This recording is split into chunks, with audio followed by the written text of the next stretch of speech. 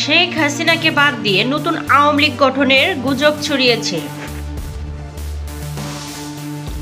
গত 5 আগস্ট বৈষম্য বিরোধী ছাত্র আন্দোলনের চাপের মুখে সাবেক প্রধানমন্ত্রী শেখ হাসিনা পদত্যাগ করে ভারতে পালিয়ে যান।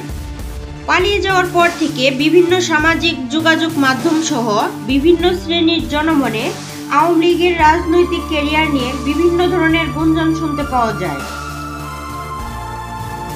তাদের মধ্যে সাবেক রাষ্ট্রপতি আব্দুল হামিদকে আহ্বায়ক এবং নারায়ণগঞ্জ সিটির সাবেক মেয়র সেলিনা হায়াৎ আইভীকে সদস্য সচিব করে শেখ হাসিনাকে বাদ দিয়ে নতুন আওয়ামী লীগের দল ঘোষণার গুঞ্জন শোনা যায় এবং উক্ত কমিটিতে সাবেক প্রধানমন্ত্রী শেখ হাসিনা ও তার ছেলে সজীব ওয়াজেদ জয় সহ তার পরিবারের অন্যান্য সদস্য দেশের এই পরিস্থিতিতে দেশে আসা এবং রাজনীতি করার সুযোগ না থাকায় উক্ত কমিটির গুঞ্জন ওঠে বলে শোনা যায় এবং কি উক্ত বিষয়ের আওয়ামী লীগের নেতৃত্ব পর্যায়ের ব্যক্তিদের সাথে যোগাযোগ করা হলে তাহারা উক্ত বিষয়টিকে গুজব বলে এড়িয়ে যায়। তবে উক্ত বিষয়ের সততা সময়ের পালাবদলে দেখার বিষয় তা কোথায় গিয়ে দাঁড়ায়।